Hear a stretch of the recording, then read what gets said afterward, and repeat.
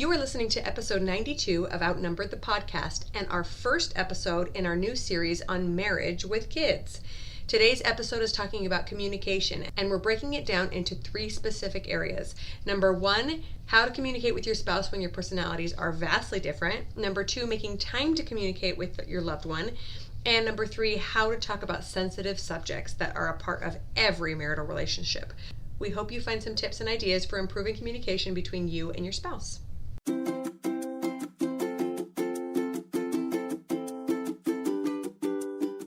Hello and welcome to Outnumber the Podcast. I'm Bonnie.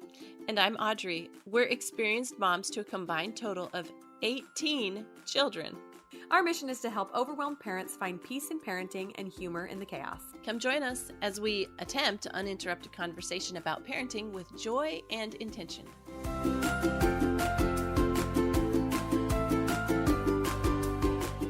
Welcome, friends. We are happy to be with you today. And to talk about our topic, we are introducing a brand new topic to the podcast.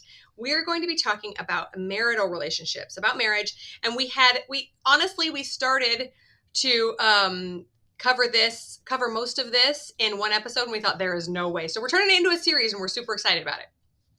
Well, Bonnie's super excited. I'm sort of reluctant. But why is that? Well, that's because it feels so personal. And also it feels like, my marriage feels like a work in progress. And so at times, everything is cyclical. And at times I'm like, hey, don't turn to me for marriage advice because I'm just like screwing everything up. I think that's just motherhood in general. I don't consider myself an expert on any of our topics. Sorry, guys. Sorry to be honest here, but there we go. But we do have a little bit to say. And just for reference, our next anniversary will be 25 years. So surviving 25 years with 9 kids, and not just surviving, but still loving my relationship and my marriage is maybe I have a few things I can share. Yeah, totally. In fact, we figured it out that between the two of us, we have a combined total of over 40 years of marriage experience. So that makes us sound a little bit like we know what we're talking about, even though we don't. So there you go. Audrey's going to give us a funny thing her kids said. So go ahead, Audrey. All right. So because we follow the methods laid out in our very super popular episode, Sibling Rivalry, with our kids, our littlest kids happen to just adore each other, and they never resent the baby of the family. In fact, it's just kind of like my 3-year-old thinks that the baby is kind of her toy, her personal toy. So she loves him to death. It's like her baby. And so that means that she's always on top of him and kissing him and hugging him. And it's like constant kissing 24 hours a day. So one day I just kind of said, I kind of had enough. And I said, okay, sit on the couch for 5 minutes. Just sit here for 5 minutes and don't touch your little brother. Please, just 5 minutes.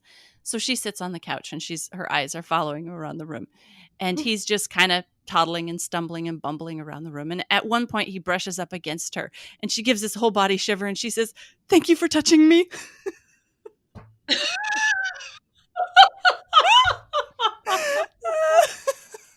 Oh, that is so cute. She is dying to get this mothering instinct out. And you're not letting her touch him, and she's going crazy. Oh, it just broke my heart. I was like, okay, all right, fine. Get off the couch and smother him with kisses. Go wrestle him. It's okay. That is adorable. Oh, thank you for touching me, baby. Oh, my gosh. Side note, my 3-year-old is also, a baby lover. And now that my belly is showing, like pretty much every time she sees me, the baby, the baby, the baby, the baby. She like rubs my belly and kisses it. I'm like, okay, here we go. It's most of that is just chub, kid, but all right, whatever. It's super duper cute. I love and that. Yeah. And as we mentioned in the episode on sibling rivalry, that's where it starts. The lack of sibling rivalry starts is when they become familiar with it inside. So good times. Yeah. Love it. Yeah. Okay, so we're going to start off by defining what marriage means to us because there are different definitions of marriage out there. And Bonnie and I can really only speak with authority on the kind of marriage that we're in. So probably similar to most of our listeners, what marriage means to us is a union between a man and a woman at the basic level. But this to us means a commitment for life. And my marriage is a very spiritual thing that my husband and I try to model on the relationship of Christ and his future bride in the Bible. And so he tries to model himself on Christ, and I try to model myself on what the bride of Christ would be like. So for us, that's what marriage is. The purpose of marriage is to produce, to produce not just children, but to produce a memory that goes forward into the future and can be maybe something other people can look on this relationship and be inspired by it as well. Oh, I love that. That's beautiful. I'm going to write all that down, put it on my wall. I love it. I feel like mine and my husband's is similar. We believe that our marriage can actually continue on into the next life. And so we look at our relationship with that sort of potential. It's a lot bigger than just, well, I'm going to stick with you until things get really hard and then maybe I'll go find somebody else, you know? But the reason we wanted to define that is because I think it's very important that everyone in a marital relationship understand what they want out of it and what they're working towards, right? If two parties are on different levels, then you're going to end up with a lot of conflict because you're not even working towards the same goal, right? So sometimes it's assumed that the goal is X when really somebody else's goal is Y. So that communication is really, really essential. And on that note, this episode is all about communication. Okay, so this was the first topic that we came up with in the marriage series because it is just so essential and it affects every aspect of a relationship, right? We see, sadly, so many marriages fall apart all around us these days. And there is literally almost nothing more heartbreaking in the world than seeing a marriage fall apart. So we hope that some of the tips that we are sharing about communication today can help us all recommit to having this amazing marital relationship that we're looking for. Yeah, exactly. I don't know. It kind of seems to me like COVID and the quarantine and couples having to spend more time together is either making or breaking a lot of relationships. And it's really, it's really sad to see. It's really hard. So maybe that was part of the impetus that Bonnie and I used to start this little series. So yes, we're going to talk about communication today. Bonnie had to choose the hardest part of marriage for me to start with. Thanks, Bonnie. I think it's the hardest for all of us. Let's just be honest. We want to talk about how to keep it from becoming a problem and then what to do when we are having communication problems when it breaks down. Right. And I think it's also essential for us to realize that so many marriages fall apart, not from something catastrophic like infidelity or some horrible betrayal, but most of them break down from small things built up over the years, right? Like being distracted, being a little lazy about our relationship, or just a shift in our priorities and not caring about the same things anymore. Right. So communication when personalities are different is where we're going to start. So this is always, I think this is why communication is such a challenge, is because nobody has the same exact personalities. Like we've been shaped by experiences and all that, and we bring all that history into a marriage. So even if, we're all the same, Myers-Briggs personality type, which by the way, isn't the most helpful to marriage. Compatible. Yeah. Yeah, right. compatible. You want an opposite. Yeah. Yeah. But anyway, even if you are exactly the same personality type, maybe you have different ways of communicating, and you definitely have different histories and baggage that you bring into marriage that you have to work around. So I know I mentioned this in another podcast, but I am going to refer in this episode to the Social Styles Handbook because people have different ways of communicating. And sometimes when I'm communicating one way with my husband, that's actually sounds different to him. And I think I'm being, polite or something. He thinks I'm being manipulative or, just for an example, I'll get into more details later, but a better understanding of how people communicate in general is super helpful in a relationship, a marriage relationship. Yeah, absolutely. I mean, anybody who's been in a relationship for 5 minutes knows that we are all different and we all have different ways of letting the other person know about our needs, right? Just at the outset, I'll confess that I am a talker, big surprise, and my spouse is not. So I've noticed that I literally think things through by talking them through. And I think a lot of women are like this. And yet my husband never talks unless he's 100% sure of what he thinks and what he wants to say. And so sometimes it's maddening because I'm like, let's just talk this out. And he's like, I don't know what to think. I don't know what I think about it yet. I'm like, well, let's talk about it and we'll come to a conclusion together. It drives him crazy. I also now know that one of my needs is to connect emotionally through talk, and he does not. So there, right at the outset, there's some real conflicts there, right? And we've had to figure out ways to get through that and really, really express how what we need and how we would like to get it. We both have to get pretty creative to feel heard, and be really unselfish enough to focus on what the other person needs and how we can give it to them. Okay, well, Bonnie, my husband and I are basically exact opposites of you and your husband. That's funny. Because I am exactly like that. I don't want to say something until I'm 100% sure that that's what I think and what I want to say, because I don't want to be wrong. I want to be right when I say something. Not like I have to be right, but I want what I say to be the right thing to say. And he think he can, when he hears himself speak something, then it's like he's trying it out, which to me is completely foreign.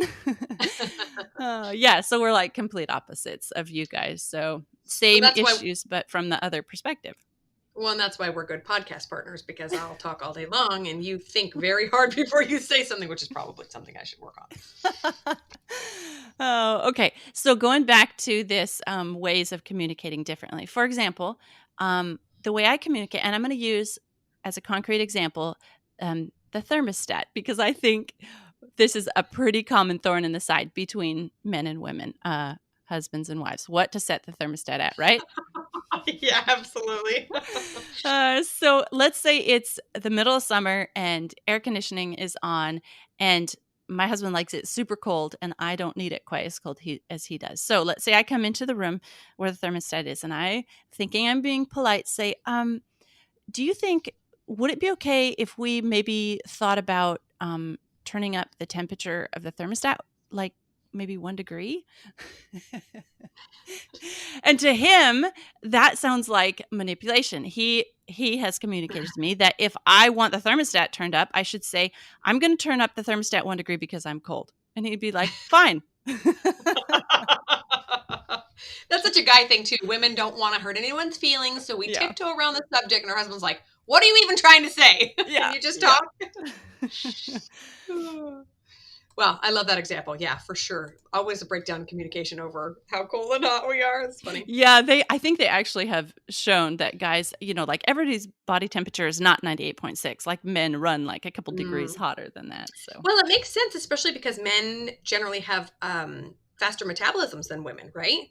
yeah. They eat more, they burn more calories, so I guess that makes sense, but stinkers.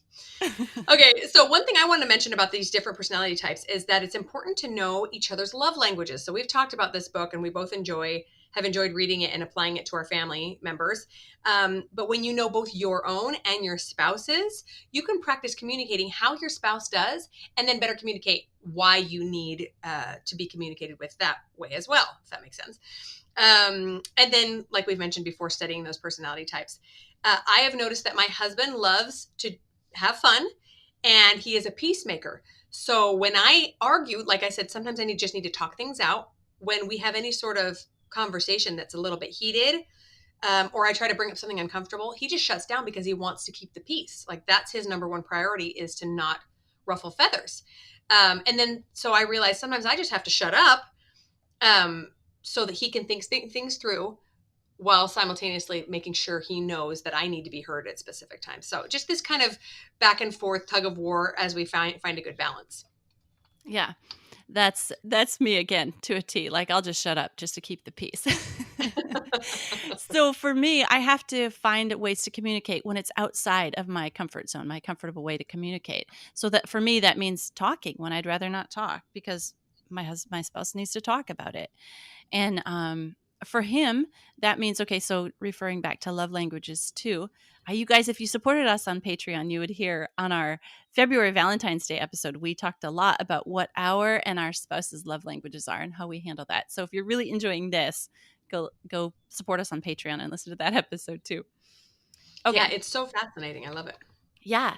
Okay. So my love language is my husband's is quality communication, quality time with the emphasis on communication. So that's super important to him. Well, my love language is words of affirmation. So I have had to explain to my husband that For me, specific compliments work better than um, general compliments. So it's not just, Mm. hey, you're really beautiful, but I really like the shape of your nose or whatever, because to me that's more memorable. And then I can remember it later just for my love language. So he's had to learn to communicate just in specifics and tell me specific things that maybe he's not inclined to break it down like that. Like maybe he just sees the whole of me as such a beautiful creature and he doesn't want to, break it down to just my nose or whatever. You do have a lovely shaped nose, I'll tell you that. Thank you. Thank you. And then for me, that means I just have to take the time to talk about things and I'm not only talking about hard subjects, I'm just sitting down and spending time with him when I'd rather be, say sewing, or when one of the kids is screaming in the background and I feel like that needs to be taken care of or whatever.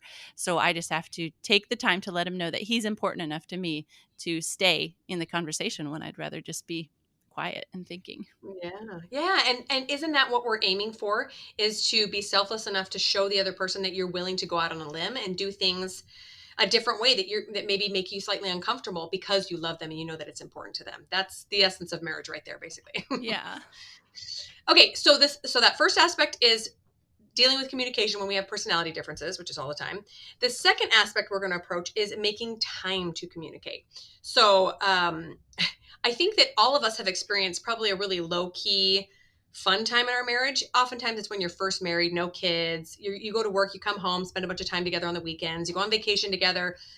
Or maybe it's a little bit later in marriage when your kids get a little bit older, but most of us have at least one peaceful time in marriage where it's been easy to talk to each other, right? Lots of time. Um, not a ton of obligations outside of the house.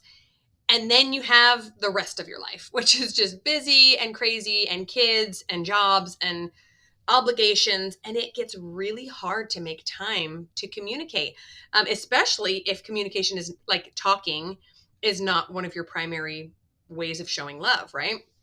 Um, Without making it a priority, I honestly feel like we're just roommates. We're just busy roommates where he gets up, goes this way, I get up and go this way, and we barely, touch base again until we go to bed. So we're going to talk about a couple of solutions for that. Yeah, I wanted to talk about some tips for finding time to talk too. So, one thing I have to be careful of is the timing of difficult conversations. So if I have something that I'm upset about or something that I'm frustrated and I need to be careful about the timing. So not only making time and finding time, but finding the right time to talk about something. So, when we're both hungry before a meal is not a good time to talk about something that's frustrating me. Or, at the end of a busy day when we're just worn out, not a great time, So maybe the timing of difficult conversations. Another thing is we try to train our kids to respect times when adults are having conversations. So that means if it's a conversation we're having, just about something general and we're sitting in the living room, they should not come in and interrupt because they, found a leaf outside that had a crack in the middle and they wanted to show it to us. Seriously. I know. Or if it's conversation we're having, in our bedroom with a closed door, that because we don't want them to walk in and show us all the, leaves from outside or whatever, then they need to not be banging down the door saying, "Are you done yet? Are you done? Can I come in now?" Yeah. Uh-huh. Just give us the space to have our conversation if we need to do that. All right, another thought I had here is take time to discuss the positive and happy things. Talk about your dreams and your goals like you did when you were dating, right? Don't just make time for conversation when you have something that you need to communicate because you're frustrated about it, right? I mean, come on. This is a relationship. Let's talk about our dreams and our goals. And if you only have the time to talk, if the only time you sit down and talk to each other is when there is trouble, your relationship is in trouble. So make Mhm. time to talk about good stuff. Yeah. And then you both associate talking with negativity and you do even less of it, Yeah. right? So just kind of a downward spiral. Yeah, exactly.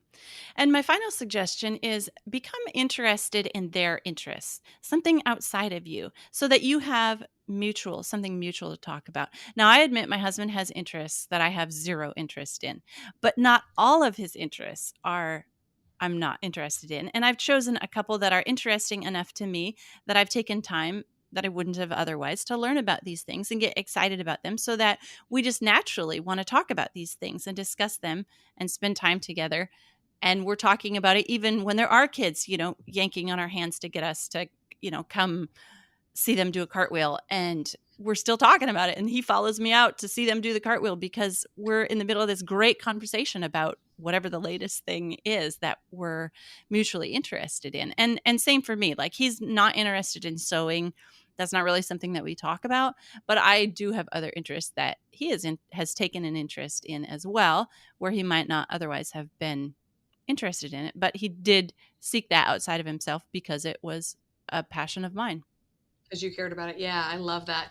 And if there's anything that says love more than, talking about cars when your spouse loves cars and you don't care, then I don't know what there is. That's awesome. So many good tips. So just a side note about the interests. I personally despise talking about politics. I just hate it. And I'm not interested in it generally at all. But during election season, things are popping up. I have more thoughts in my head. And so we've been having some great discussions because my husband loves politics and he loves trying to talk about it. And mostly I just shut him down because I'm like, I don't care. So it's been really nice for me to, step out of my comfort zone and then he feels like the expert too, right? Like I say, well, what about this? Well, what about this? And we have these great conversations. He's able to share more of his knowledge because it is kind of a hobby of his that he does more research on it than I do. So I love that. That's kind of a nice part of a symbiotic relationship like that, is that he discusses, like, he's the expert on something. And like, for example, when my husband does have some garment question or clothing or fabric question, then I get to be the expert if he comes to me and we're talking about something like that. And yeah, that's a really cool part too. Yeah, exactly. Everybody wants to be the expert at some point, right? And I also love that you brought up the timing of difficult conversations because as the talker and as the person that needs to talk things through to think them through, I've been known to like call my husband at work in the middle of the day and tell him some hard thing that happened because I just need to talk it through. And he's like, "Why did you call me at work? This couldn't have waited till I got home." I'm like, "No, of course it couldn't." You know, but lately I've been able to hold on to it a little bit longer until we have, a really nice quiet time to sit down and really discuss things in depth. And then it allows me to think through my thoughts a little bit. So I guess I'm learning how to do it like you guys do. So just a couple of logistical tips for finding time to talk. First of all, making it a priority. Obviously, we mentioned that. My husband and I almost always chat on his drive home. So he has about a 20 to 30-minute commute. So he'll call me when he gets in the car and we get to talk. And what's wonderful about that is it's towards the end of the day. So we get to share what went on during the day and any problems or solutions that we've figured out. It's fairly private because my kids can't listen in. They only hear my side. And if I need to say something sensitive, then I lock myself in my closet for a few minutes. And it's just nice to check in. I haven't seen him for 8 or 9 hours and he's coming home for dinner. And so we just check in and say we love each other, ask about what's going on, etc. And then we can kind of finish the conversation later on when kids are in bed. And that's the other time we usually try to chat after kids are in bed, obviously, but sometimes we're too tired even for that. So we have transitioned to talking a little bit after the kids are excused from the dinner table, but before they go to bed. So I don't know about your kids, but my kids eat in about 37 seconds. And as soon as they say they're excused, we say they're excused, they take off. And sometimes we're allowed a little bit extra time, alone at the dinner table to finish our conversation or bring up something else. So that's been really fun. Oh, our kids are, we have enough kids to the older age where they have started hanging out at the at the dinner table Mm-hmm. after the little kids have left, and we have really super good conversations. And it's really neat to have, the older kids enter in on those conversations. And I would say that my husband and I have learned how to communicate better. That's part of the equation, is because there's adult and teenage children listening in and participating in the conversation too.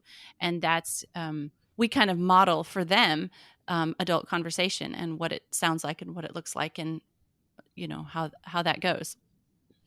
Okay, that's really fun. And that's just kind of something new that we're entering into as well. But I really love having deep and meaningful conversations with my big kids. It's like, oh my gosh, there's a real human in there. You're like, there's like a real person, not just this little, gremlin that needs to be fed and washed all the time, like the 3-year-old, And then my final tip about finding time for talking together is going to bed together. This has been a hard one for me for many years because As a stay-at-home mom, very often the only time I had for many years to do my own pursuits was late at night after my kids were in bed. And so I would stay up very late and my husband would go to bed at 10 or whatever, and we would not go to bed for a long time. So when we do make time to go to bed together, I really feel like it reconnects us in a way that almost nothing else can. Yeah, that's a really nice thing to do, little things like that through your day and at the end and beginning of your day that you can do together.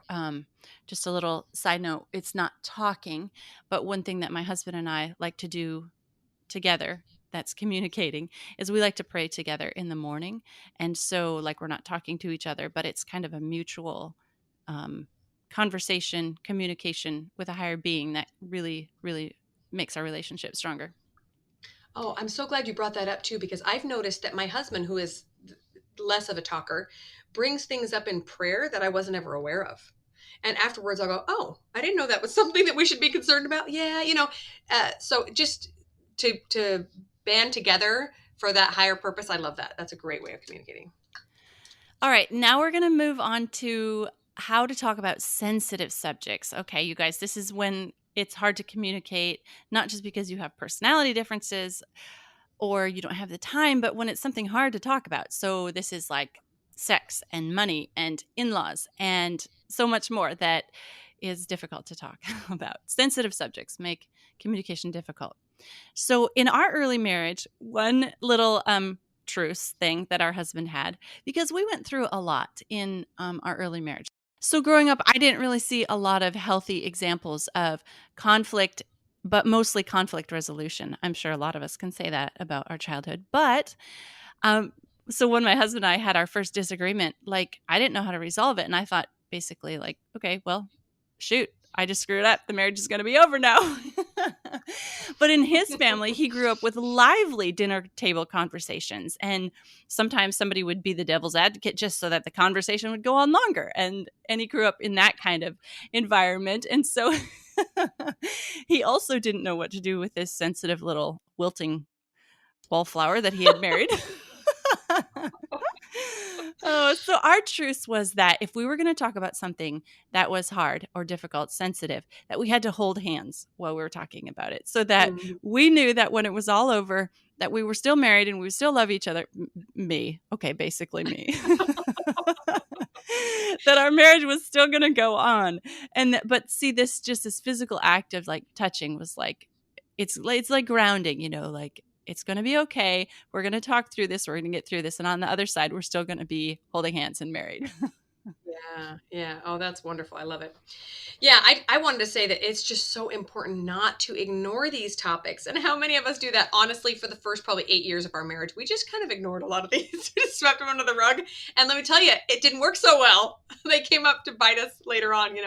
The real problems come when you ignore these sensitive subjects that need to be talked about on a regular basis. So, a few of my tips are to set aside time to talk without interruptions, like you were talking about. The difficult or the sensitive subjects need special time, like not when you're both exhausted or you're both starving or you're both overwhelmed. And our trick is to do it in public. So this, I mean, not like where everybody can hear you, obviously, but we'll go to like a little corner booth in a restaurant or at a park or something. And what this does is it avoids getting too angry or like emotional breakdowns because you're keeping your public face on. And so sometimes I'll be inclined to get upset about something, and then I think, okay, well, I'm not gonna freak out here at the park, and then I allow myself to calm down a little bit and think, okay, it's not that big a deal, right? I mean, obviously there are some conversations you probably don't want to have in public, but for the most part, that's kind of helped us a little bit. And then the last tip is to use I statements. I'll talk about those in a minute, but those are really important. They talk about that in counseling a lot. Okay. I love that public setting for when you have to have a civil disagreement. That's right. All right. So I wanted to mention the importance of honest communication. So what we talked about before, where your husband and me just shut down to keep the peace, that's not really being honest. Okay. And so there can be like some resentment that you have to work through after that, or just, it's a basic like disagreement in your mind. You can't with yourself because on one thing you think something that you didn't communicate, and on the other you were trying to keep the peace, and like it's like this internal Mm, war. So it's not being yeah. honest, and it's not It's not good for a relationship. So keep in mind the goal of talking about these sensitive subjects. So when you have something that you disagree on, or it's a difficult thing to talk about, the goal at the end after this conversation is resolution or a peaceful solution. And so if you keep that in mind during the whole conversation, that we are trying to work toward resolution and a peaceful solution to this thing that we're talking about, it like I can just keep that internal question running through my mind. Is what I'm saying going headed toward the goal and the peaceful solution, or am I just being, disagreeable or not trying to work toward the solution? And then I wanted to also mention how detrimental one-sided conversations can be. Like you talk about your need to talk, and if your husband just sits there and listens, if my husband needs to talk, and if I just sit there and listen, his cup isn't really being filled up by me only listening. I need to be a participant in that conversation. And then one final suggestion is have an example couple to uphold inside of you, in your mind, or both of you. Maybe you have the same couple, and this is like perhaps an older couple. For me, it's my grandparents. When I'm having a hard time discussing something with my husband, I think, okay, how would my grandma discuss this with my grandpa? Like, how would she communicate to my grandpa? And not go to the space where you focus on, well, my grandpa would never say this, or my grandpa, don't do that. How would my grandma communicate this to my grandpa? Because she is such a lady and such the kind of person that I'm trying to become. And so if you have a couple, an example couple that you can uphold in your mind, it helps you get outside of your own head and kind of that negative self-talk. Well, I can't resolve this just because I'm such a stupid person, or, I'm so bad or whatever. But get your eyes on somebody else and think about how they would handle the conversation. And sometimes that's a little trick that helps me work through it. Oh, I like that. So many good thoughts. I love the goal of peaceful resolution, because sometimes I feel like I'm just picking fights because I'm angry and I need to get stuff out of my head. But if I stop and say, is this going to lead us towards peaceful resolution? That's a no. So stop talking. Go calm down. And the example couple, I will also say this. Maybe you don't have an example couple. Maybe you don't have a marriage in your sphere of influence that you've seen that you want yours to turn out like. So create your own, right? Look at that. Like, go back to Audrey's example of her 20-year vision. Look at your 20-year vision in your mind, and how do you treat each other there? When you're 65 years old, are you nitpicking each other's housekeeping habits, or are you just so gracious and kind and loving? And start those habits now. So that's a beautiful thought. I will say that when it comes to talking about sensitive subjects, it's important to remember that both people's feelings are valid. Feelings are just something that's a combination of your thoughts and your experiences. And we can't be telling people that their feelings aren't valid. They feel them for a reason, and we need to try to understand why, right? So those I statements I talked about before, here's a couple of examples. Instead of, you never listen to me, you're always looking on your phone. How about, I feel ignored when your phone is out? Or, I am frustrated because I don't have any money to spend. Or, I'm uncomfortable initiating intimacy. Like, all these things where you're just expressing your own feelings, and they can come back and say, oh, I didn't know you felt like that. I feel like this. And then you can come to that common ground. When we start saying you this, you that, then it's like the blame statements, and then it just kind of spirals downward. It's not a not a positive conversation. So what we try to do is to say our piece as briefly as possible, especially if it's emotionally charged, and then really listen to the other person. And remember that none of us knows everything. We think we know where the other person is coming from, but chances are good we don't. And when we both say our honest I statements without blame, then we can come to that common ground and say, oh, now I understand where you're coming from, and they can understand you too. Right, exactly. And I did have a tip for if I watched this video the other day. Maybe I'll try to find it so we can link it in the show notes. But it was so if, let's say, you have a spouse and they are making those you statements, and so or they're very frustrated, or they're saying, they're expressing their frustrations. So one thing that you can say, without, to let them know they're heard but without agreeing with those statements, is, I hear you saying that you feel very frustrated about this, or that I hear you saying, and then repeat the thing that they said. So, so that you can let them know that you're hearing them without agreeing with the thing that they have said. If it is not something that you agree with, again, the honesty thing here. So, like just like I said, that, working toward that peaceful resolution, sometimes, like you said, somebody needs to express something before they can like let it go or hear how it really sounds, or, get it out there. And then, that needs to be said before you can move on. Sometimes that's the case. Yeah, that's great. So then at the end, because it's a sensitive subject and a difficult conversation, make sure it ends peacefully. Like kiss and make up, right? Like we teach our kids, kiss and make up, be kind, be the first to say you're sorry. Just hard topics can take their toll on a relationship. So if you've had a hard conversation, then maybe later in the week, try to do something to do a relationship repairing thing. Maybe go on a date night together, or whatever it means to you. Go for a walk, buy them a gift. What is their love language? How can you maybe give them a little extra love after, and how can you give each other a little extra love after you have had a difficult conversation? Because like hard conversations can do damage to relationships. So then look to repair the relationship. And I too wanted to mention just daily tell them that you love them, and daily do this little relationship building, relationship repair. One thing that I have to tell a story on myself and my husband, I guess. So one thing that we used to say at the beginning of our relationship, if we were having a disagreement, is, "Oh, you're not the person that I married." But but that's the thing. Okay, here we're almost 25 years into it, and we're not the same person that we married, because we've grown together, and we don't want to be that same person because we've grown so much and learned so much since then. So we want, like, growth is our goal for our relationship. Yeah, I love that. I love that. And to realize that we are all going to change and morph. It's just important to do it together, right? And constantly do so to become more the person that your spouse wants you to be, right? Just a couple of final thoughts from me. One is that therapy or counseling is always a good idea. Okay, so if there's any problems communicating, or even just something doesn't feel quite right, it is not just for people who are having severe marital problems. In fact, my husband and I went to counseling for a little while, and it was so helpful. And I'd like to go back.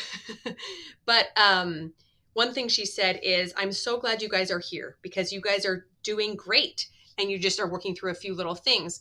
She says, "So many times when couples come to me, they say, 'How can we fix this?' And she says, 'You should have come 15 years ago.'" And that just broke my heart, that sometimes these little problems just compound until it's so hard to fix them that it's going to take so much more work than if we had attacked them early on, right? So it's just a wonderful resource. If at all possible, I highly recommend counseling to anyone that can do it. It's awesome. And then the final thought was this: there was we got a bunch of marriage advice at my bridal shower. Everybody wrote down something on a card and gave it to me. And my favorite piece of advice that has just cycled through my head nonstop for the past 16 years is, "It's better to be married than to be right." And I thought, oh yeah, because I'm the kind of person that likes being right. I like to nail my point home until everybody understands that my way or the highway.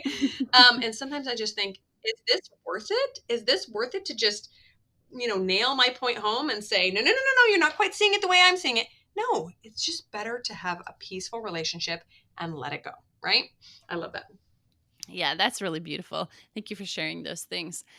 I have some final thoughts too. So remember the reasons that you got married with your spouse together, and remember them often. Review them. Some people have a tradition of on their anniversary trying on their wedding dress, or looking back through their old anniversary cards or their wedding album or something. So remember the reasons you got married often.